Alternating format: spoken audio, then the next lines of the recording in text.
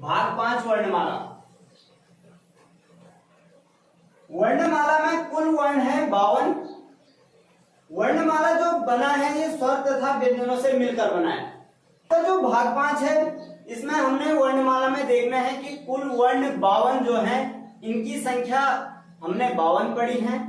तो आज इनका काउंटिंग करते हैं कि वास्तव में इनकी संख्या 52 है या नहीं। क्लियर? तो मैंने कब बताई है कि स्वरों की संख्या, तो स्वरों की संख्या कितनी है? ये है 11। क्लियर? उसके बाद अयोगवाह वर्ण, तो इनकी संख्या है आपके लिए 2। कितनी है? 2। क्लियर?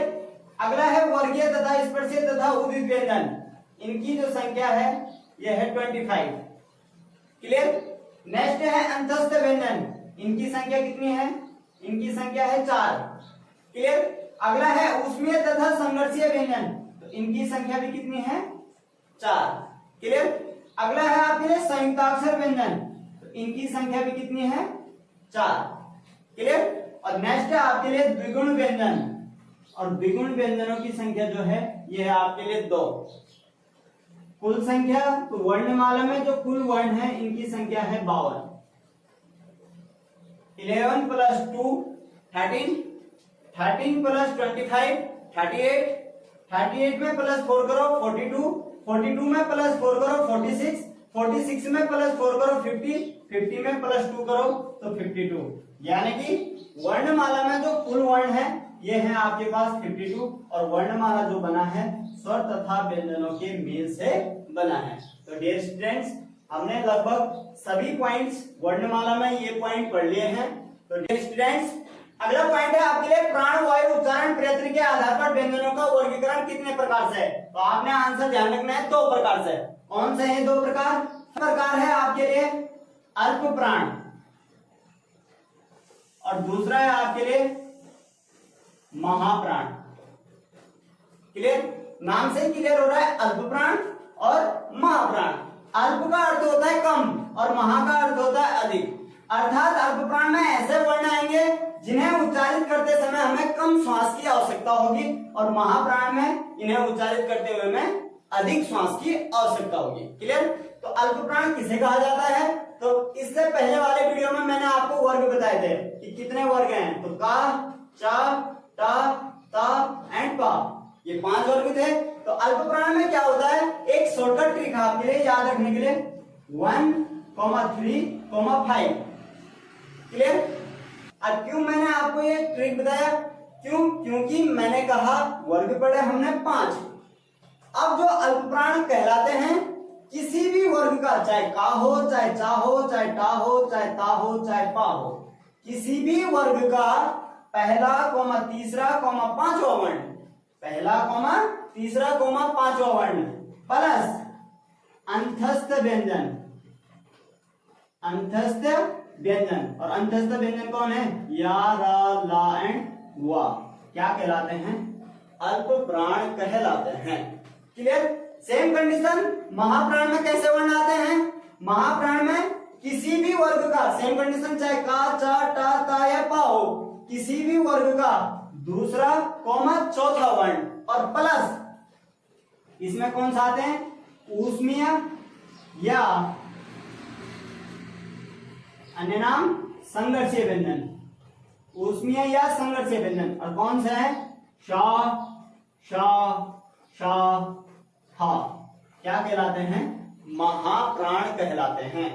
किसी तो डियर स्टूडेंट्स, जैसे आपने ध्यान रखना है अल्प प्राण में 1, 3, 5, तो ये है आपके लिए क, च, ट, त, पा, कोई भी वर्ग होगा आपके लिए, तो इसका आपने ध्यान रखना है अल्प प्राण में पहला कोमा तीसरा कोमा पांचवा वर्ण। सेम कंडीशन चा का भी पहला कोमा तीसरा कोमा पांचवा वर्ण, ता का भी पहला प्लस तीसरा कोमा पांचवा वर्ण। सेम कंडीशन ता का पहला तीसरा पांचवा, फिर पा का पहला तीसरा एंड पांचवा वर्ण प्लस अंतस्थ व्यंजन या, रा, ला, वा, क्या कहलाते हैं? अल्प प्राण कहलाते हैं। क्लियर? और महाप्राण में किसी भी वर्ग का दूसरा कोमा चौथा, तो दूसरा कोमा चौथा, फिर अगले का दूसरा कोमा चौथा, फिर अगले का दूसरा कोमा चौथा, फिर अगले का दूसरा कोमा चौथा, फिर दूसरे कोमा चौथा। क्लियर? तो सेम कंडीशन दूसरा कोमा चौथा और प्लस ऊष्मीय या संघर्षीय। ऊष्मीय को ही क्या कहा जाता है? संघर्षीय व्यंजन कहा जाता है। तो कौन कौन से हैं? सा, सा, सा और हा। ये क्या कहलाते हैं? महाप्राण कहलाते हैं। क्लियर? सब बच्चे, बहुत से बच्चे अभी भी कंफ्यूजन में रहते हैं कि अल्प प्राण में कौन से वर्ण आते हैं, अंतस्थ व्यंजन आते हैं या संघर्षीय व्यंजन आते हैं। तो आपने ध्यान रखना, अच्छा तरीका नहीं हो सकता है। क्लियर? अगला है डियर स्टूडेंट्स आपके लिए घोषत्व कंपन प्रयत्न के आधार पर व्यंजनों का वर्गीकरण। तो ये भी अपने आप में कितने प्रकार से है? 2 प्रकार से। कौन कौन से हैं 2 प्रकार? पहला प्रकार है आपके लिए अघोष। पहला प्रकार कौन सा है? अघोष। और दूसरा जो है ये है घोष, और इसी का नाम क्या है? सघोष। ध्यान रखना है आपने। अब आपने इसमें भी ध्यान रखना है 1,2 और यहां आपने ध्यान रखना है 3,4,5। जैसे हमने किसमें पढ़ा था? अल्पप्राण एवं महाप्राण में। ऐसे वर्ण होंगे जिनमें कंपन क्या होगा? बहुत कम होता है। क्लियर? और सघोष में जिनमें कंपन पाया जाता है। क्लियर? अघोष में आपने क्या ध्यान रखना है कि अघोष वे वर्ण कहलाते हैं किसी भी वर्ग का पहला कोमा दूसरा वर्ण प्लस ऊष्मीय व्यंजन। ऊष्मीय व्यंजन, और ऊष्मीय व्यंजन में कौन से? शा, शा, शा। लेकिन इसमें आपने एक पॉइंट ध्यान रखना है। क्या रखना है? हा। क्या ध्यान रखना है? हा।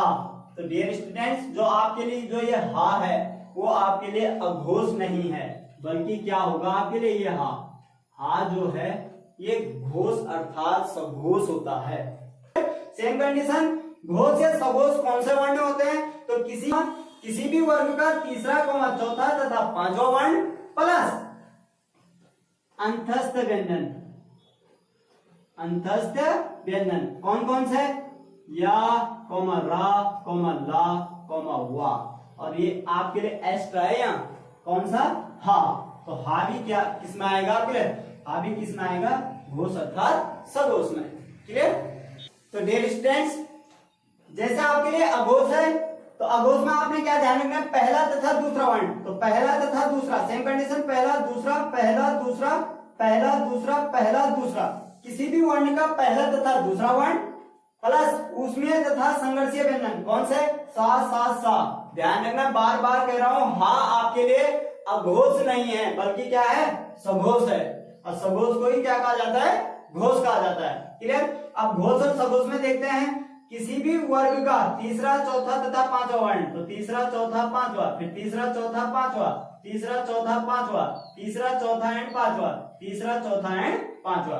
तो तीसरा चौथा पांचवा वर्ण प्लस अंतस्थ व्यंजन या, रा, ला, वा और प्लस हा। ये आपके लिए क्या होगा?